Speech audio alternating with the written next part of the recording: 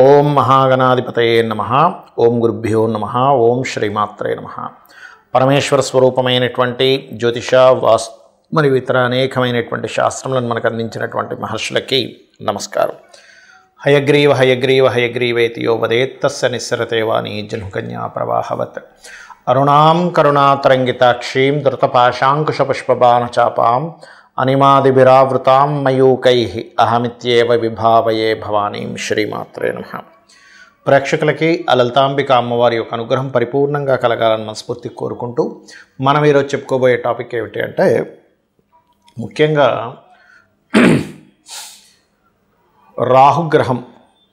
రాహు సర్పగ్రహంగా చెప్తూ ఉంటారు, రాహుకేతువులు ఇద్దరిని కూడా. అందులో ముఖ్యంగా ఈరోజు మనం చెప్పుకునే దాంట్లో రాహువు ప్రతి లగ్నానికి, అదేవిధంగా లగ్నం తెలియని వారి రాశి వారికి ఎక్కడెక్కడ ఉంటాయి, ఎటువంటి ఫలితాలు ఉంటాయి, అందులోని మంచి ఫలితాలు ఎలాంటివి ఉంటాయి, ఇబ్బందికరమైన ఫలితాలు వచ్చినప్పుడు ఎటువంటి పరిహార మార్గం చేసుకోవాలి అనేటువంటి విషయాన్ని ఇప్పుడు మనం తెలుసుకుందాం.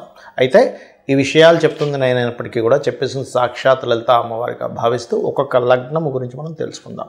వృషభ లగ్నము, వృషభ రాశి. వృషభ లగ్నానికి రాహు శుభుడే. అంటే కొన్ని గురువర్గ లగ్నాలు, శనివర్గ లగ్నాలు ఉంటాయి. ఆ పరంగా తీసుకుంటే వృషభానికి చాలా మంచివాడు, అందులో ఎటువంటి సందేహం లేదు. అందులోని వృషభంలో కనుక రాహు ఉన్నట్లయితే ఉచ్చస్థానం వృషభానికి రాహు అనేటువంటిది పర్టికులర్గా పేరు ప్రఖ్యాతలని, సొసైటీలో ఒక గుర్తింపుని ఇస్తాడు అక్కడ.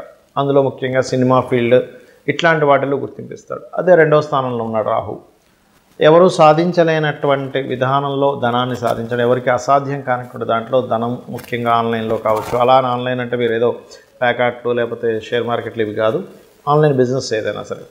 కాకపోతే మీకు మూడో స్థానంలో రాహు ఉన్నట్లయితే పొరపాటును కూడా మీరు సోమవారాలు అగ్రిమెంట్స్ చేయకండి. ఎట్ ఏ సేమ్ టైం ఎవరితోనైనా ఏదైనా సంతకం పెట్టేటప్పుడు, అందులో ముఖ్యంగా రాహు మహర్దశ, చంద్ర మహర్దశలు వచ్చినప్పుడు మోసపోవడాలు జరుగుతాయి అగ్రిమెంట్స్ వల్లే. ఏదైనా సంతకం పెట్టడం వల్ల మీ సంతకాన్ని ఎవరైనా ఫోర్జరీ చేయడం ఇట్లాంటివి కూడా జరుగుతుంటాయి. కానీ నాలుగో స్థానంలో రాహు ఉన్నప్పుడు మాత్రం ఆదివారాలు కానీ శనివారాలు కానీ ప్రాపర్టీస్ కొనకూడదు. అయితే ఇక్కడ నాలుగో స్థానం రాహు ఉన్నప్పుడు సమ్ టైమ్స్ మీకు నాలుగో అధిపతి కనుక బాగుంటే విదేశాల్లో ప్రాపర్టీస్ కూడా కొనుక్కుంటారు. బట్ అదే రవి గనక నీచబడి బాలేడు అనుకోండి, ఖచ్చితంగా మీరు ప్రాపర్టీస్ కొనుగోలు చేసేటప్పుడు ఏదైనా గవర్నమెంట్ రిలేటెడ్ సంబంధించినటువంటి ఇబ్బందులు కొన్నిసార్లు చూడండి మనం చూస్తూ ఉంటాం. కొన్ని మనం ఇవాళ రేపు మనం చూసాం కూడా, సిటీలో కూడా మనకి హైడ్రా అని గవర్నమెంట్ ద్వారా వచ్చిన ఇది, అంటే అక్కడ మనకు పర్మిషన్ ఉందో లేదో తెలుసుకోకుండా కొనుక్కోవడం, ఇట్లాంటి ఇబ్బందులు వస్తూ ఉంటాయి. పంచమ రాహు వృషభ లగ్నానికి మంచి, అంటే cinema related anything creative related thoughts చక్కగా ఇస్తాడు. అదేవిధంగా వీరి యొక్క సంతానం కూడా విదేశాలకు వెళ్ళడం ద్వారా సక్సెస్ అవ్వడము ఇట్లాంటివి కూడా చక్కగా జరుగుతాయి. ఆరో స్థాన రాహు కూడా వృషభ లగ్నానికి పరాక్రమ యోగాన్ని, సోషల్గా బాగా దూసుకు వెళ్ళడం కానివ్వండి, లేకపోతే లీగల్ మ్యాటర్స్లో చక్కగా గెలుపు అనేటువంటివి ఇస్తూ ఉంటాడు.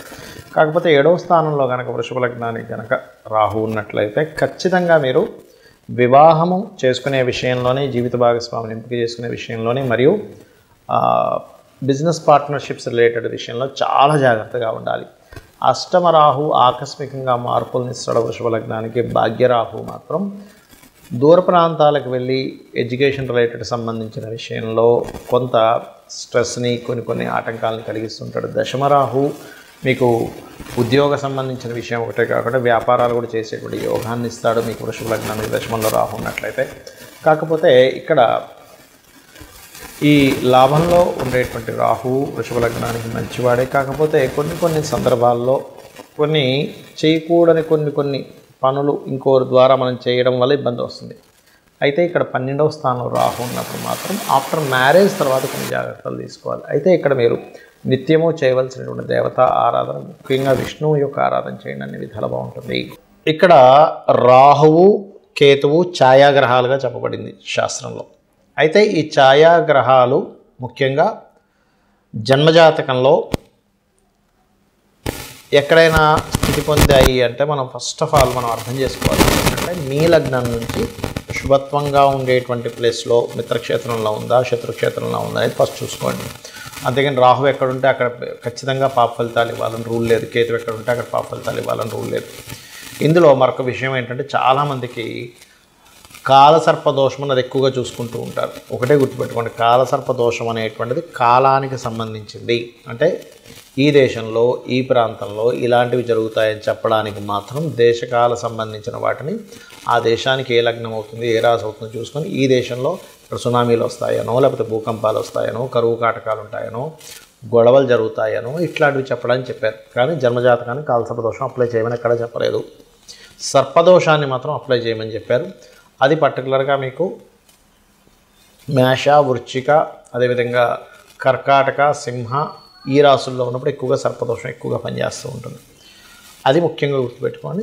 ఎవరికైనా సర్పదోషం ఉంది, ఇప్పుడు మనం ఇప్పటివరకు కొన్ని లగ్నాల గురించి చెప్పుకుంటూ వచ్చాం. ఈ లగ్నం వాళ్ళకైతే ఇది ఈ ప్లేస్లో ఉంటే ఇది అని.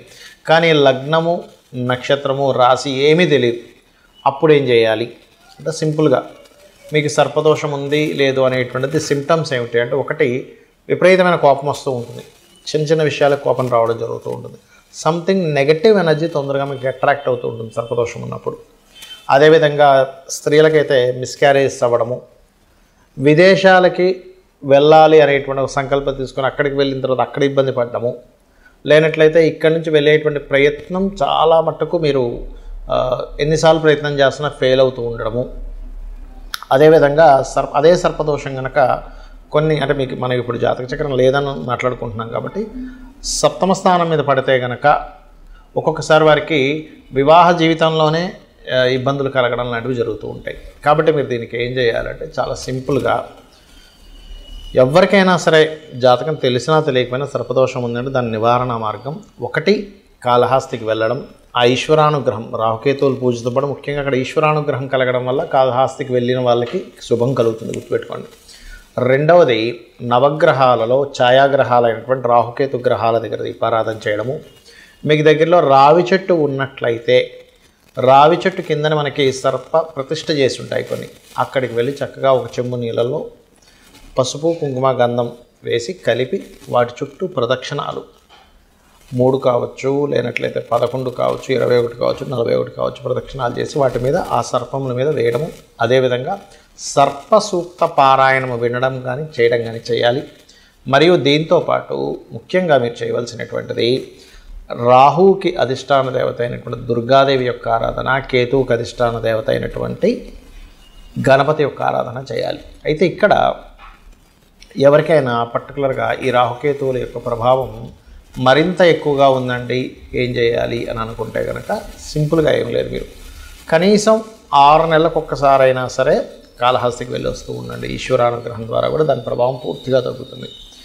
మరొకటి ఏంటంటే ఈ రాహుకేతువులు గోచారంలో సంచరించేటప్పుడు కూడా మీ లగ్నం నుంచి ఎన్నో స్థానంలో సంచరిస్తున్నాడో చూసుకోవాలి. అందులో ప్రధానంగా ధనస్థానంలోకి వచ్చినప్పుడు కొంచెం ఫైనాన్స్ విషయంలో జాగ్రత్తగా ఉండడము, 3వ స్థానంలోకి వచ్చినప్పుడు అగ్రిమెంట్స్ విషయంలో జాగ్రత్తగా ఉండడము, 4వ స్థానంలోకి వచ్చినప్పుడు పర్టికులర్గా మీరు ఏదైతే ప్రాపర్టీస్ కొనుగోలు చేసేటువంటి విషయాల్లోని ఇట్లాగా ఒక్కొక్క స్థానాన్ని బట్టి ఆ పర్టికులర్ ఇయర్లో, ఎందుకంటే 1.5 ఇయర్ ఉంటాడు కాబట్టి ఆ పర్టికులర్ ఇయర్లో గోచారంలో వచ్చేటువంటి రాహుకేతువుల యొక్క ప్రభావాన్ని చూసుకోవాలి.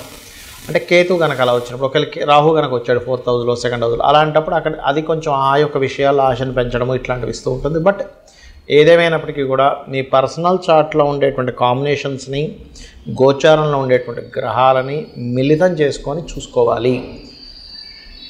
ఇక ఈ యొక్క రెమెడీ చేసుకుంటూ గోశాలకు వెళ్ళి ఏదైనా చేయాలి అనుకుంటే గోవులకి బెల్లంతో కూడినటువంటి 4 ఉండల్లా తయారు చేసి గోవు తినిపించండి, మరియు గ్రాసము తినిపించండి. రాహుకేతువుల దోషం అనేటువంటి పూర్తిగా తగ్గుతుంది.